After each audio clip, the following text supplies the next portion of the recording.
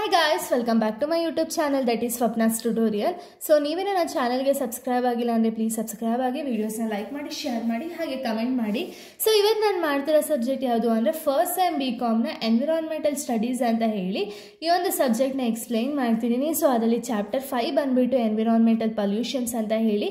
So ಅದರಲ್ಲಿ already ನಾನು part 1 to 3 videos already upload ಮಾಡಿದ್ದೀನಿ and chapter 1 to 4 already upload ಮಾಡಿದ್ದೀನಿ. ಸೊ ಯಾರೆಲ್ಲ ಆ ವೀಡಿಯೋಸ್ನ ನೋಡಿಲ್ಲೋ ಒಂದ್ಸತಿ ಆ ವೀಡಿಯೋಸ್ನ ನೋಡ್ಕೊಂಡು ಬಂದು ಈ ಒಂದು ವೀಡಿಯೋನ ನೋಡಿ, ಬಿಕಾಸ್ ನಿಮಗೆ ಕಂಟಿನ್ಯೂಷನ್ ಅನ್ನೋದು ಪ್ರಾಪರಾಗಿ ಸಿಗುತ್ತೆ ಅನ್ನೋ ರೀಸನಿಂದ.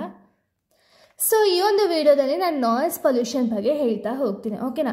ನಾಯ್ಸ್ ಪೊಲ್ಯೂಷನ್ ಅಂದರೆ ಏನು ಅಂತ ಹೇಳಿ ನಾವು ಫಸ್ಟ್ ತಿಳ್ಕೊಬೇಕಾಗುತ್ತೆ. ಸೊ ನಾಯ್ಸ್ ಪೊಲ್ಯೂಷನ್ ಅಂದರೆ ಏನು ಅಂದರೆ it is an invisible and it effects every one. ಅಂದರೆ ಈ ಒಂದು ನಾಯ್ಸ್ ಪೊಲ್ಯೂಷನ್ ಅನ್ನೋದು ನಮಗೆ ನೋಡೋಕ್ಕಾಗಲ್ಲ, ಬಟ್ ಏನಾಗುತ್ತೆ ಅಂದರೆ ಈ ನಾಯ್ಸ್ ಪೊಲ್ಯೂಷನಿಂದ ಪ್ರತಿಯೊಬ್ಬರಿಗೂ ಕೂಡ ಎಫೆಕ್ಟ್ ಆಗುತ್ತೆ. ಬರೀ ಹ್ಯೂಮನ್ ಬೀಯಿಂಗ್ಸ್ ಅಂತ ಅಲ್ಲ, ಅನಿಮಲ್ಸ್ಗಾಗಿರ್ಬೋದು, ಪ್ರತಿಯೊಂದು ಜೀವಿಗೂ ಕೂಡ ಎಫೆಕ್ಟ್ ಆಗುತ್ತೆ ಇದು ನಾಯ್ಸ್ ಪೊಲ್ಯೂಷನ್, ಆಯಿತಾ.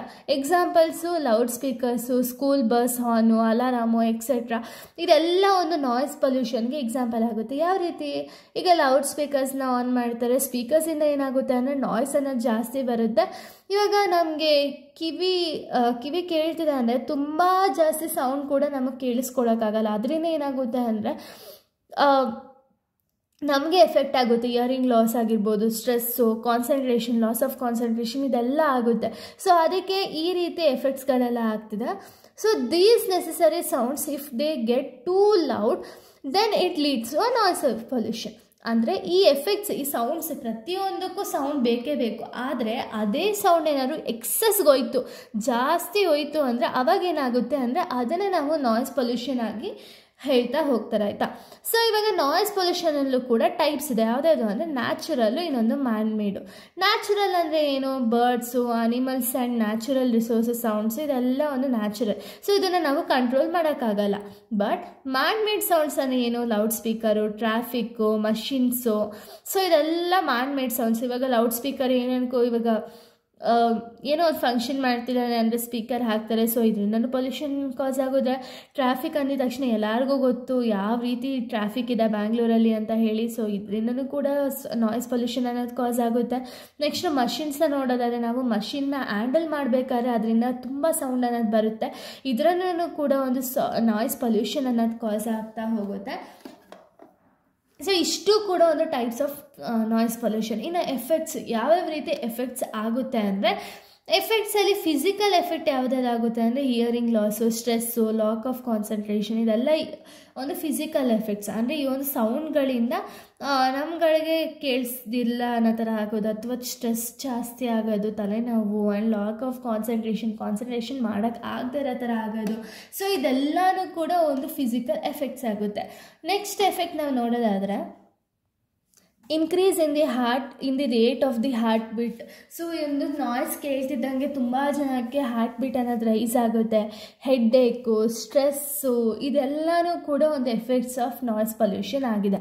ಇನ್ನು ಏನೇನ್ರಿ, ಯಾವ ರೀತಿ ನಾವು ಮೆಷರ್ಸ್ನ ತಗೋಬಹುದು ಈ ನಾಯ್ಸ್ ಪೊಲ್ಯೂಷನ್ ಅನ್ನೋದನ್ನ ಕಡಿಮೆ ಮಾಡಬೇಕು ಅಂದರೆ ಯಾವ ರೀತಿ ನಾವು ಮೆಷರ್ಸ್ನ ತಗೋಬೇಕು ಅಂದರೆ to set the sound of the TV which is audible. ಅಂದರೆ ಇವಾಗ ತುಂಬ ಜನ ಏನು ಮಾಡ್ತಾರೆ ಅಂದರೆ TV ಸೌಂಡ್ನ ಮ್ಯಾಕ್ಸಿಮಮ್ ಅಲ್ಲಿ ಇಡ್ತಾರೆ.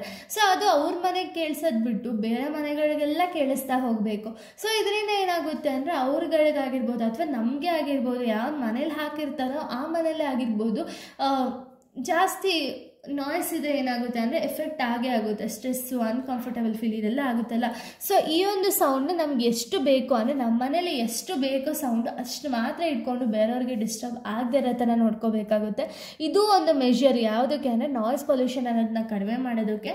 ನೆಕ್ಸ್ಟ್ ಅವಾಯ್ಡ್ ಕ್ರ್ಯಾಕರ್ಸ್ ಇನ್ ಫೆಸ್ಟಿವಲ್. ಸೊ ಇವಾಗ ದೀಪಾವಳಿ ಬಂದ ತಕ್ಷಣ ತುಂಬ ಜನ ಕ್ರ್ಯಾಕರ್ಸ್ ಅನ್ನೋದನ್ನ ಬರ್ನ್ ಮಾಡ್ತಾರೆ. ಸೊ ಇದರಿಂದ ಏನಾಗ್ತಿದೆ ಅಂದರೆ ಹ್ಯೂಮನ್ಸ್ಗೆ ಆಗಿರಲಿ ಅಥವಾ ಪ್ರಾಣಿಗಳಿಗೆ ಆಗಿರಲಿ ತುಂಬ ಪ್ರಾಬ್ಲಮ್ಸ್ ಅನ್ನೋದು ಆಗ್ತಿದೆ. ಸೊ ಅದಕ್ಕೆ ಇವಾಗ ಹಬ್ಬ ಟೈಮಲ್ಲಿ ಬರೀ ಕ್ರ್ಯಾಕರ್ಸ್ ಹೊಡೆದ್ರೆ ಮಾತ್ರ ಹಬ್ಬ ಅನ್ನಿಸ್ಕೊಳ್ಳಲ್ಲ, ಅದರಲ್ಲಿ ಎಂಜಾಯ್ಮೆಂಟ್ ಇರಬೇಕು. ಸೊ ಎಂಜಾಯ್ಮೆಂಟ್ ಮಾಡೋದು ಬಿಟ್ಟು ಕ್ರ್ಯಾಕರ್ಸ್ ಎಲ್ಲ ಅನ್ನೆಸೆಸರಿ ಹೊಡಿಬಾರ್ದು. ಸೊ ಇದನ್ನು ಅವಾಯ್ಡ್ ಮಾಡಬೇಕು. Next avoid to on unnecessarily while driving. So ಇವಾಗ ಸ್ಕೂಲ್ ಹತ್ರ ಬಂದರು ಅಂದ್ಕೊಳ್ಳಿ ಒಂದು ವೆಹಿಕಲ್ಲು. ಸ್ಕೂಲ್ ಹತ್ರ ಬಂದ ತಕ್ಷಣ ಅಲ್ಲೆಲ್ಲರಿಗೂ ಗೊತ್ತಿರುತ್ತೆ ಏನು ಅಂದರೆ ಸ್ಕೂಲ್ ಮಕ್ಕಳೆಲ್ಲ ಇರ್ತಾರೆ ಅಂತ. ಅದು ಗೊತ್ತಿದ್ರೂ ಕೂಡ ಸುಮ್ಮನೆ ಅನ್ನೆಸೆಸರಿಲಿ ಆನ್ ಮಾಡ್ತಾನೆ ಇರ್ತಾರಲ್ಲ, ಸೊ ಅದನ್ನು ಅವಾಯ್ಡ್ ಮಾಡಬೇಕು. ಸೊ ಇದರಿಂದ ಏನಾಗುತ್ತೆ ಅಂದರೆ ನಾಯ್ಸ್ ಪೊಲ್ಯೂಷನ್ ಅನ್ನೋದು ರೆಡ್ಯೂಸ್ ಆಗ್ತಾ ಹೋಗುತ್ತೆ.